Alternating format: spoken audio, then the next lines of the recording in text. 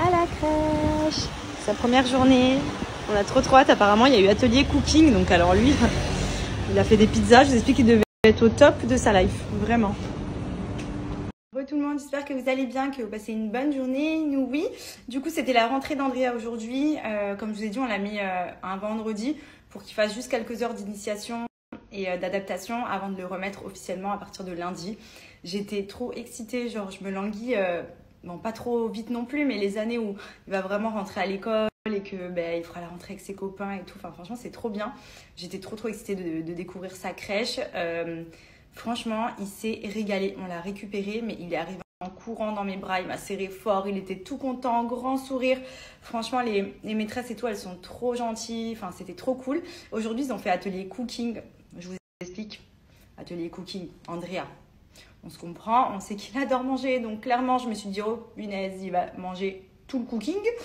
Ils ont fait des pizzas. D'ailleurs, ils m'ont envoyé des photos, mais je vous jure, j'avais les larmes aux yeux. Il est trop beau, il est trop mignon. Franchement, il s'adapte trop facilement à tout. C'est vraiment agréable sur ça.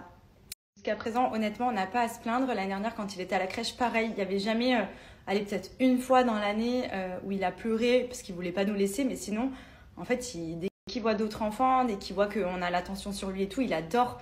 Il est arrivé, il a direct été à la table avec les autres enfants. Il a pris les jeux, il a commencé à jouer avec eux et tout. Il est vraiment hyper fluide. Et c'est vrai que pour le peu de fois où il nous l'a fait, quand il pleure, quand on les dépose et tout, franchement, c'est trop dur. Quand je vois, il y a des parents qui galèrent avec ça. Franchement, ça brise le cœur. Nous, pour le coup, vraiment, bon, bien évidemment, on est là, on le laisse jouer et on se faufile vraiment discrètement parce que si on lui dit allez, on y va et tout, là, peut-être qu'il va commencer à dire non, non, non, non, non.